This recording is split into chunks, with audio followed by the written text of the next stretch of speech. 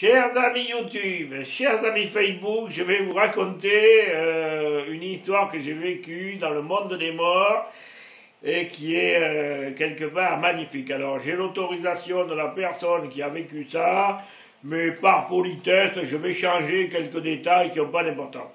Voilà, j'ai une amie dont le père était richissime.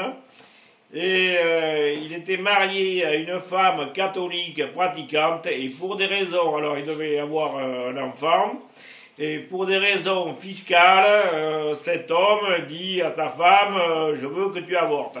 Et sa femme lui dit je suis catholique pratiquante, je n'avorte pas, et on divorce. Moi il est hors de question que j'avorte. Et lui il lui dit mais je vais payer trop d'impôts, tout ça, bon voilà, donc il divorce.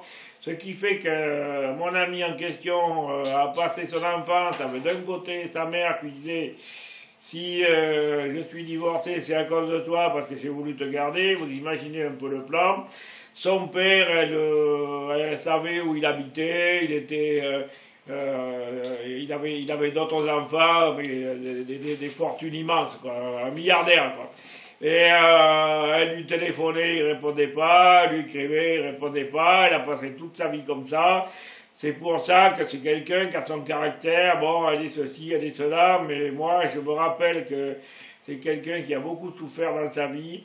Et je précise que quand j'étais à l'hôpital psychiatrique en 1999, ça a duré 8 mois, elle est venue me voir à l'hôpital psychiatrique pendant 6 mois, c'était la seule visite que j'avais.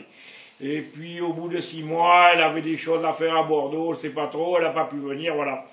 Et alors, elle me dit un jour, mon père est gravement malade, il a une opération au cœur à Bordeaux, j'ai envie d'y aller. Alors moi, je me mets en contact avec mon maître, le maître tibétain qui me protège, et le maître tibétain qui me protège me dit, dis-lui d'y aller, et d'attendre la fin de l'opération. Et alors ça s'est passé comme ça. Mon ami va à l'hôpital avec sa fille, et le père avait jamais vu ni sa fille, ni sa petite fille. Elle contacte l'équipe médicale, et l'équipe médicale lui dit, voilà, s'il vous a jamais rencontré, ça va lui faire un choc de vous voir avant l'opération. Vous attendez la fin de l'opération, et on verra. Alors, mon ami me dit qu'elle s'assoit dans un couloir dans l'hôpital. Et à un moment donné, son père, elle le connaissait, elle avait des photos par ailleurs. Et elle voit arriver un chariot, il y avait son père sur le chariot poussé par les infirmières. Et les infirmières arrêtent de pousser le chariot et elles vont laisser le chariot seul pendant demi-heure. Ça, c'était la protection des maîtres tibétains. Ce qui fait que mon ami s'approche de son père, dit voilà, je suis ta fille, voilà ta petite fille, et le père comprend qu'il a mené une vie de con, et il se fout à pleurer, il lui demande pardon, elle lui dit bon, mais je te pardonne, si l'opération réussit, on va se rencontrer, tout ça, et elle lui a pardonné juste au moment avant l'opération.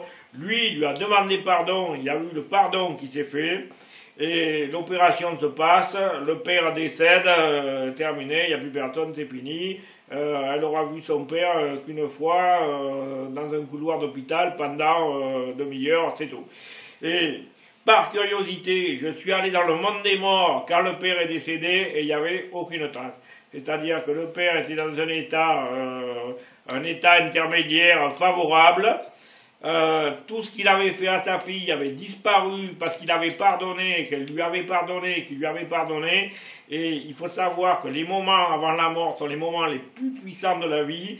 Si vous pardonnez à quelqu'un juste avant de mourir, ça efface tout. Voilà, et je trouve que c'est une très belle histoire parce qu'il n'est jamais trop tard pour rien faire.